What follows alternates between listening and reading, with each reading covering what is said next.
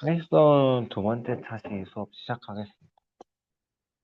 두 번째 시간은 이제 파이썬 리스트, 듀플, 그다음에 파이썬 디렉션까지 하고 수업을 마치겠습니다. 첫 번째 파이썬 리스트입니다. 파이썬 리스트는 이제 시퀀스는 순서를 가진 요소들로 구성된 자료형을 뜻합니다. 이제 이런 시퀀스의 자료형은 크게 이제 문자열, 바이트 시퀀스, 리스트, 듀플, 레인지 객체로 나뉘는데 이것의 약간 공통적인 특징은 요소들은 이제 순서를 가지고 이런 요소들이 인덱스를 사용하여 참조합니다. 앞서 이제 문자열 리스트를 보시면 first 함수를 통해 애플, 바나나, 토마토, 피치, 피어리라는 이제 순서로 주고 이 값선 순서처럼 0번, 1번, 2번, 3번, 4번으로 표시됩니다. 그 다음에 프린트 함수를 통해서 first 0, first 2, first 3를 통해 함수를 쳐주면 애플, 토마토, 피치가 결과값이 나오게 됩니다.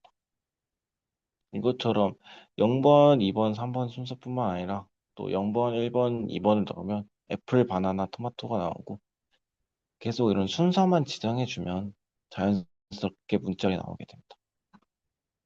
그다음에 파이썬 리스트는 이제 여러 개의 데이터가 저장되어 있는 장소고 이런 리스트는 다양한 종류의 데이터가 하나의 리스트 안에 함께 저장됩니다. 이런 리스트의 장점은 대량의 데이터를 쉽게 처리할 수 있다는 장점이 있습니다. 이제 예시로 스코어가 10, 20, 30, 40, 50, 60, 70, 80, 90, 100까지를 요소들을 주면 이제는 스코어에 대한 0, 또 2, 4 이런 앞선 이제 바나나나 피치, 애플처럼 그런 처음부터 0번부터 끝까지의 순서를 줘서 이런 번호만 지정해주면 인덱스 값만 지정해주면 결과값이 나오는 게 바로 파이썬 리스트의 장점입니다. 이제 파이썬 리스트에서 인덱싱, 그다음에 슬라이싱에 대한 설명을 해드리겠습니다. 이제 인덱스는 리스트에서 하나의 요소를 인덱스 연산자를 통하여 참조하고 슬라이싱은 이제 리스트 안에서 범위를 지정해 원하는 요소들을 선택하는 연산입니다. 이제 스타트 엔드일 때 스타트 인덱스에 있는 요소부터 엔드 인덱스 안에 있는 요소까지 선택합니다. 밑에 예시 두 개를 비교해 보면 텍스트 1, 3, 6, 9, 12 순서대로 26까지 쓰고 텍스트 0부터 4, 이 텍스트 0부터 4가 이 순서대로 0부터 4번까지 결값 내어달라라는 건데 이제 밑에 있는 표면처럼 슬라이싱을 이용하면 제로까지 0번을 굳이 안 써더라도 내가 끝이 어딘지까지만 쓰면 인덱싱에서 했던 0번 표시를 똑같은 결과값이 나오게 됩니다. 이제 리스트 내용 변경에 대한 내용입니다. 리스트에서는 이제 하나의 요소를 통해 인덱스 연산자를 통해 참조하는 것 같고, 이제 앞선 설명드렸처럼 이제 테스트를 통해 또 문자를 주면 테스트 6번이다 하면 이제 18번이 나오고, 이제 함수와 연산자의, 그리고 그 연산자에 대한 의미입니다. 이제 다양한 함수와 연산자가 있지만, 주로 많이 쓰이는 함수는 min이나 max, for, in, not in, 이 총 5가지의 연산자를 가장 많이 씁니다. 왜냐하면 이제 min은 앞서 min처럼 이제 자료 중 최소값을 반환하고, max는 이제 최대값을 반환합니다.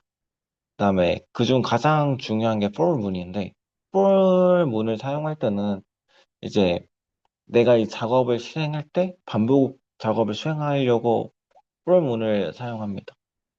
그다음에 in을 사용할 때는 그 리스트 내 비교 대상의 자료가 있는지 없는지 확인하고 not in을 통해 또 없는지 확인합니다. 네, 이제 파이썬 리스트 인덱싱 슬라이싱에 대한 예시를 또 하나 보여드릴 건데 앞선 설명드렸던 것처럼, 네, 앞선 예시를 한 번 더,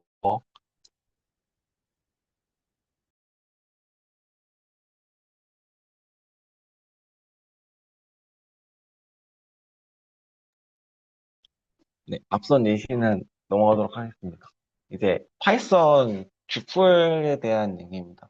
앞서 이제 파이썬 리스트를 봤다면, 이제 파이썬 듀플은 여러 개의 데이터 값을 하나의 변수에 저장할 수 있는 데이터 구조입니다. 이제 듀플 안에 있는 각각 항목을 요소라 설정을 하고, 듀플 생성은 이제 각 요소 간 심표로 구분하고 소괄호로 묶어줍니다.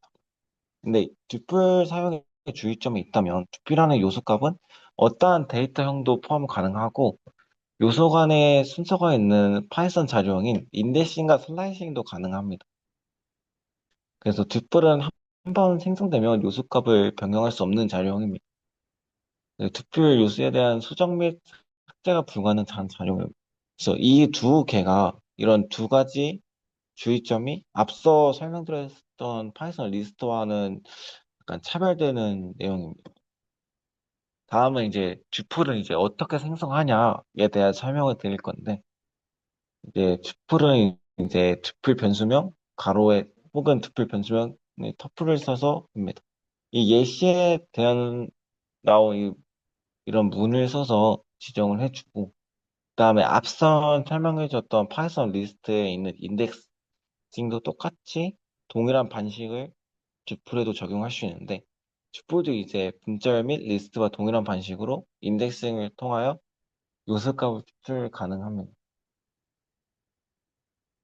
이 튜플의 각 요소는 듀플 변수명 또 인데싱으로 확인합니다.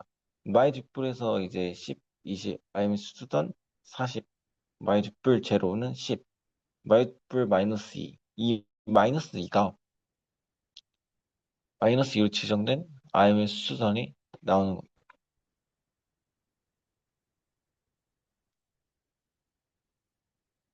그 다음 이제 듀플의 슬라이싱 예제입니다. myDu플하고 이제 100, 200, 300, 400, 500을 지정해주면 앞선 리스트와 동일한 방식으로 myDu플 1, 3 지정해주면 이제 1번부터 3번까지의 수를 지정해주고,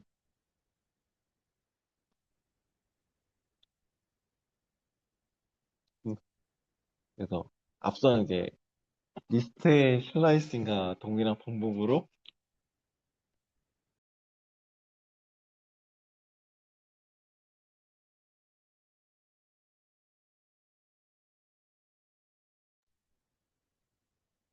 근데 앞선 설명드린 리스트의 슬라이싱과 동일한 방법으로 예제를 실행할 수 있고, 이런 예제들은 이제 말로 설명하는 것보다 본인이 이제 실습을 하면서 나아가면 좀 더 쉽게 터득할 수 있습니다. 이제 파이썬 뒷불의 이제 디렉서링입니다. 이제 디렉서링 같은 경우는 이제 키와드 썸을 저장하는 대용량 자료 구조입니다. 이제 리스트처럼 순차적으로 해당 요소 값을 구하지 않고 키를 통해 값을 얻습니다. 이제 구성 요소를 보면 키와 값 형태의 구조를 보이고, 밑에 보신 표처럼 이게 디렉서링의 기본 구조입니다. 이제 키와 형태, 이런 구조를 통해 디렉서링을 나타냅니다.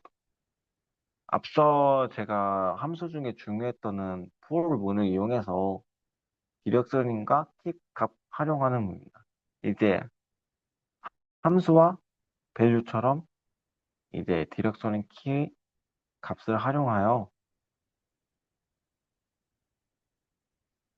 실습을 진행할 수 있습니다. 이제 함수를 이렇게 지정해주고 프린트까지 해서 실행을 해주면 앞서 밑에 보이시는 실행 결과처럼 값이 나옵니다. 네. 이것으로 2차 수업을 마치겠고, 앞선 예제들처럼 한 번씩 본인이 실습을 진행해 보면서 나아가시면 좀 더 쉽게 이해할 수 있습니다.